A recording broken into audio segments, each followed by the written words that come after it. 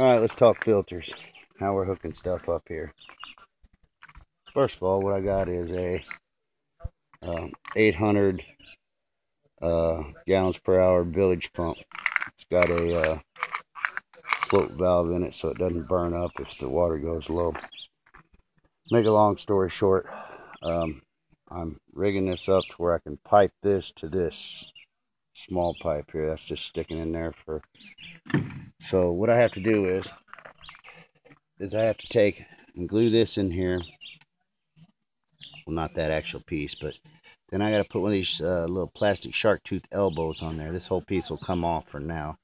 I'll glue that. I'll get that on there. I'll put another piece of pipe that's long enough to go from the bottom of my tank out of my tank. Then I'll put another elbow on the top of the tank like such, so I can come across into my bacterial static water filter system here. So it'll come into this. I'll have this in a box. This has got a compound in it that filters really well. It's good for up to 25,000 gallons, and then you take it off and you back flush it. It's a lifetime filter system.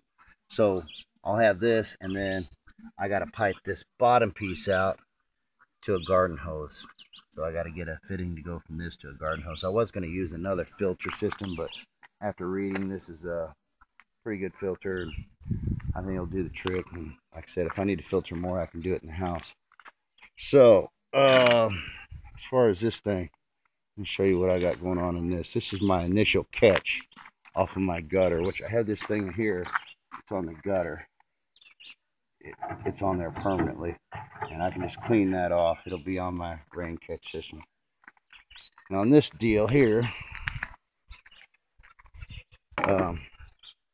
this is the underside. This goes in the tank. I got a pipe that comes off of this that goes to the nipple on the bottom of the gutter. So this is what we're looking at here. And on this, I got, first of all, a piece of screen that I silicone in here on the underside. So that's, I guess, what you'd call one filter. Then I have this filter in here, which is another filter, which actually fits like that there on top of that screen. That's two filters.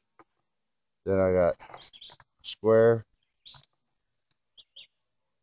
which this is a natural fiber filtering. It's for air, but we're using it for water as well. And you can buy that in big old 3x3 pieces for $10. So if I don't want to worry about cleaning this out, I can just cut a new piece and throw this shit away. So I got a square, a circle, another circle, and another square on the input. So the water will have to pass through all of this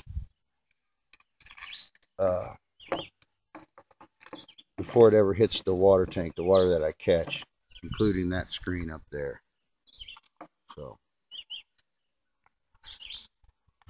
I'm pretty confident that I'll be filtering out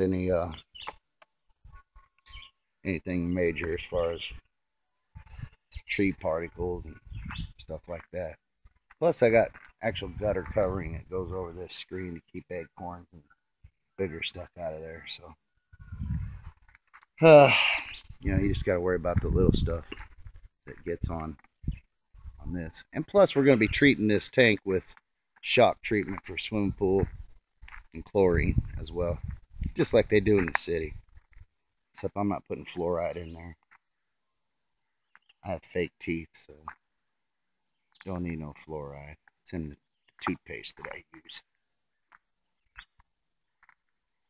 So we got the tank this far down the ground. That's about how far I wanted it, so I could actually walk up to it once it's all filled in and get to the lid and stuff.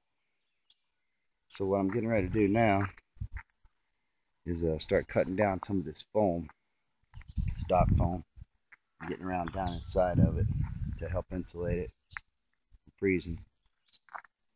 And then I'll get it up to ground level and fill this in, pack it around real good, and then go up from there. my cover, and I have to build a box for that filter. So that pump actually that I was showing you, that 100-gallon per hour pump actually fits down inside of there, and it's 12 volt. But I have a power supply I can hook it up to 110 straight off my pole or whatever, or I can just hook it straight to a battery if we're out of electricity. So, and if the pump or if the thing gets low and everything, the pump shuts off by itself. That pump itself, believe it or not, was like $40. It's for RV tanks. So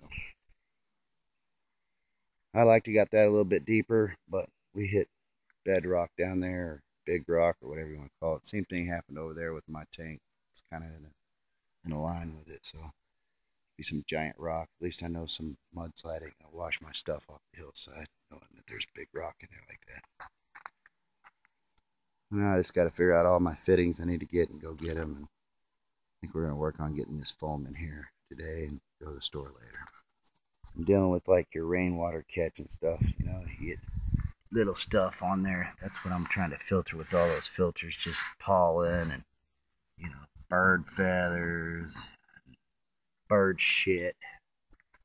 You know, I mean, your chemicals will kill all that, but you don't want that kind of stuff just floating around in the bottom of your tank.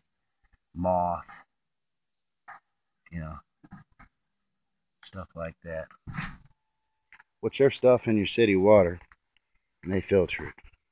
So, all right, that's what's going on with the drinking water system.